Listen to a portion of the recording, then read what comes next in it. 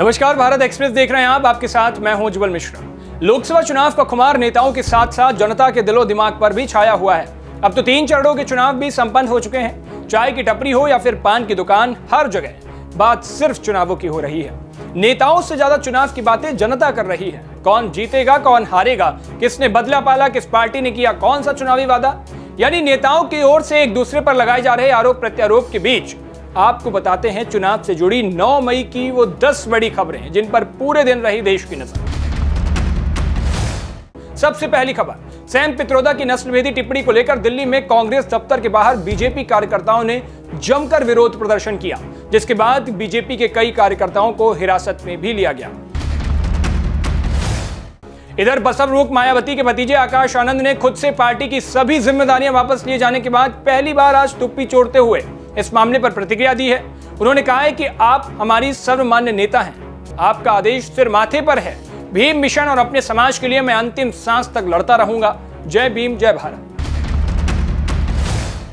वहीं गुजरात की दाहोद सीट के संतरामपुर की 220 नंबर की पोलिंग बूथ पर दोबारा मतदान 11 मई सुबह 7 से 6 बजे के बीच कराने की घोषणा चुनाव आयोग की तरफ से की गई है। दरअसल इस केंद्र पर वोट डालने आए एक व्यक्ति ने 7 मई को मतदान की लाइव स्ट्रीमिंग की थी, जिसके बाद चुनाव आयोग ने वहां चुनाव रद्द किया और अब दोबारा से वोटिंग कराई जाएगी। वहीं तेलंगाना की चुनावी रैली करने पहुंचे केंद्रीय गृह मंत्री अमित शाह ने कहा कि तुष्टीकरण की जो एबीसी है, इसका मतलब असदुद्दीन ओवैसी, बीआरएस और कांग्रेस है। शाह ने आरोप लगाते हुए कहा कि कांग्रेस, मजलिस यानी एआईएमआईएम और बीआरएस ये तीनों तुष्टीकरण के ट्रायंगल हैं। ये लोग रामनवमी का जुलूस नहीं निकालने देते हैं, ऐसा आरोप गृह मंत्री अमित शाह ने लगाया। इधर तेलंगाना की एक चुनावी रैली में राहुल गांधी ने कहा कि कांग्रेस अब एक नई योजना ला रही है।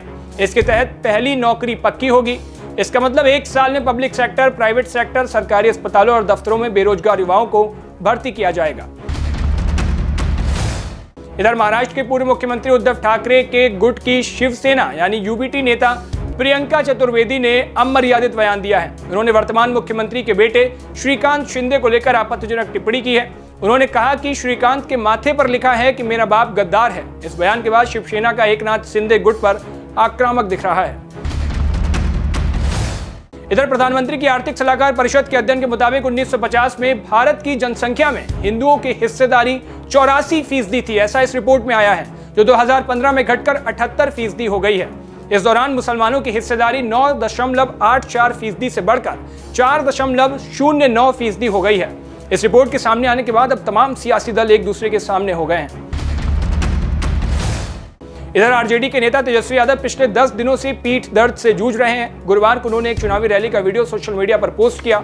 एक्स पर पोस्ट किए गए इस वीडियो में वे जनता को कमर पर बंधी बेल्ट दिखाते हुए नजर आ रहे हैं। इधर अमरावती से बीजेपी उम्मीदवार नवनीत राणा के 15 सेकंड पुलिस हटा लेने वाले बयान पर असदुद्दीन ओवैसी का पलटवार आया है। ओवैसी ने कहा है कि मैं पीएम मोदी से कह रहा हूं कि आप 15 सेकंड दे दें। 15 सेकंड नहीं बल्कि 1 घंटा ले लीजिए। हम भी ये देखना चाहते हैं कि आप में कितनी इंसानियत बची है। वहीं बहुजन समाज पार्टी ने लोकसभा प्रत्याशियों के लिए उत्तर प्रदेश में 14वीं लिस्ट जारी कर दी है। इसी के साथ ही कुशीनगर और देवरिया लोकसभा सीट पर भी अटकलों का विराम लग गया।